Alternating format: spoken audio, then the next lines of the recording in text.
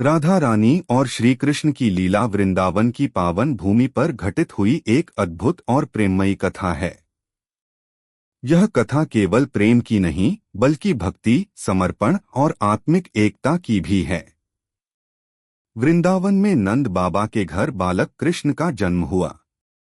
बचपन से ही कृष्ण अपनी मधुर बांसुरी और मनमोहक मुस्कान से सबका मन मोह लेते थे।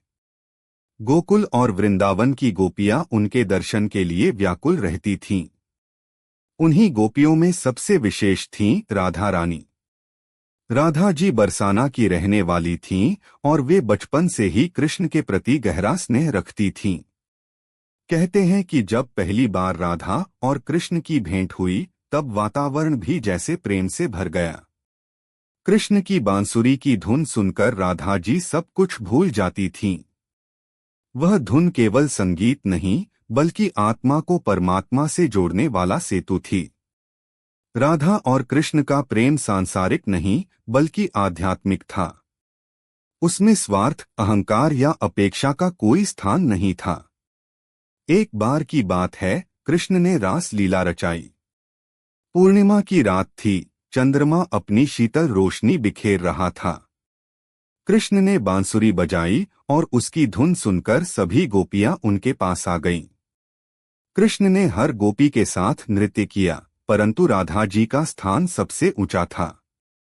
रास लीला में कृष्ण ने दिखाया कि वह हर भक्त के साथ हैं, पर राधा का प्रेम सबसे अनन्य और निष्काम था। कहा जाता है कि एक बार राधा जी को अपने प्रेम पर गर्व हो गया। तब कृष्ण अचानक अंतर्ध्यान हो गए। राधा व्याकुल होकर उन्हें ढूंढने लगी। उस विरह में उन्होंने समझा कि सच्चा प्रेम अधिकार नहीं बल्कि पूर्ण समर्पण है। जब राधा का मन पूर्ण रूप से अहंकार से मुक्त हुआ तब कृष्ण पुनः प्रकट हुए।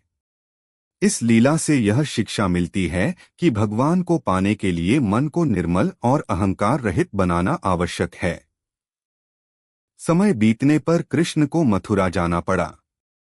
यह राधा और वृंदावन वासियों के लिए अत्यंत दुख का क्षण था। लेकिन राधा जी ने कभी कृष्ण को अपने हृदय से दूर नहीं किया।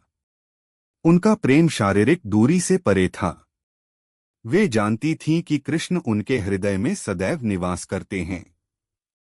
राधा कृष्ण की यह लीला हमें सिखाती है कि सच्चा प्रेम त्याग, विश्वास और भक्ति से बना होता है। राधा आत्मा का प्रतीक है और कृष्ण परमात्मा का। जब आत्मा पूर्ण समर्पण करती है तब उसे परम आनंद की प्राप्ति होती है। यही